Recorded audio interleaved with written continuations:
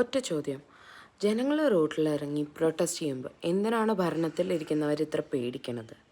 അവരെന്തിനാണ് അവരുടെ ഗുണ്ടകൾ പോലെയുള്ള പോലീസുകാരെ അഴിച്ചുവിട്ട് ഇങ്ങനെ അക്രമാതീതമായ ഒരു അന്തരീക്ഷം സൃഷ്ടിക്കുന്നത്? എന്ത് ഡെമോക്രസിയാണ് ഇവിടെ? ഇവിടെ ചോദ്യം ചെയ്യപ്പെടുകയും ഞങ്ങളുടെ ടാക്സും കൊണ്ട് സാലറി വാങ്ങണ നിങ്ങളെപ്പോലെയുള്ള ഞങ്ങളുടെ സെർവൻസ് എന്തായാലും ആൻസറബിൾ ആണ് എല്ലാ ചോദ്യങ്ങൾക്കും. അല്ലാണ്ട് ഇവിടെ ഹിറ്റ്ലർ ഭരണോ അങ്ങനെ യാതൊന്നുമല്ല.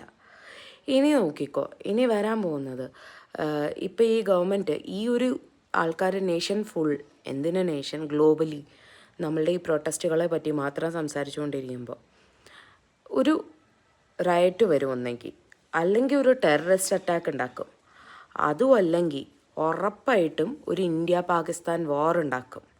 അതായത് ഈ ഫുൾ മീഡിയ കവറേജും ആൾക്കാരുടെ അറ്റൻഷനും അവരുടെ നാഷണലിസം അല്ലെങ്കിൽ അവർ ഡിഫൈൻ ചെയ്യണ ദേശസ്നേഹത്തിലേക്ക് ഡൈവേർട്ട് ചെയ്യാൻ. അല്ലാണ്ട് റിയൽ ദേശസ്നേഹത്തിന് ഇവിടെ പുല്ല് വിലയാക്കി കളയും.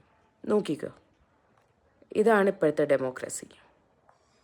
ഇത് നിങ്ങളുടെ ദ അൺഫിൽട്ടേർഡ് അപർണ.